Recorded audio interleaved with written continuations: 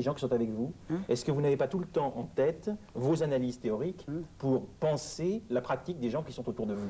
Et en conséquence, est-ce que ça ne vous gêne pas quelquefois, au point que vous n'arriviez plus à être, excusez, naïf, Oui, oui, comme s'il y avait une naïveté qui peut être utile aussi quelquefois, pour essayer de comprendre quelque chose au-delà de tous les déterminismes qui font que les uns interviennent pour telle ou telle circonstance? Non, au contraire, alors encore il y a 2 jours, j'avais un déjeuner avec un très vieil ami avec qui j'ai signé des livres, enfin bon, qui me disait c'est extraordinaire que tu restes encore naïf. C'est-à-dire tu te mets encore en colère, tu as des indignations, étant donné ce que tu écris, tu passes ton temps à dire il faut être spinoziste, quoi, bon, Neco légere, Neco detestari, etc. Et tu passes ton temps à déflorer. Je dis, bah, tu vois, je pense, d'abord ça me fait plaisir psychologiquement, j'aime mieux avoir cette image-là que celle, j'étais un jeune homme en colère, j'espère que je serai un vieil homme en colère.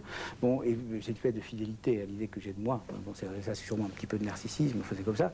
Il y a ça, et d'autre part, je pense que, et je lui disais cet argument-là, que c'est au fond le principe de ma lucidité. C'est-à-dire que, bon, bizarrement, les gens disent, bon Dieu, il a une philosophie de l'intérêt, ce qui est faux. Hein, c'est pas intérêt, c'est illusion, c'est une parenthèse. Enfin, mais si un certain nombre de choses me sont apparues, qui sont admises comme allant de soi, c'est que elles ne me plaisent pas.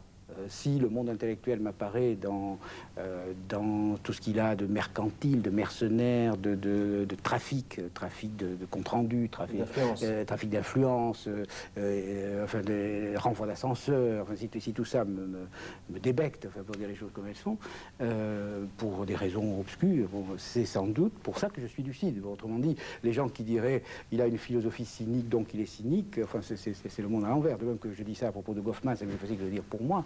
Goffman, qui est un des grands dévoileurs, enfin, devant l'Internet, qui a fait un travail formidable, enfin, bon, de dévoilement de l'infiniment petit des relations humaines, etc., était un type qui passait pour méchant. Moi, je le trouvais adorable. Hein, il passait pour méchant, pour cruel, pour ça. Bon.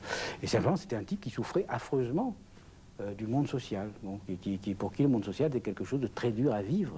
Bon, voilà, moi c'est un peu vrai. Alors si le monde social m'est supportable, c'est parce que je peux m'indigner. Je pense que si je m'indignais plus, j'en crèverais souvent. Voilà.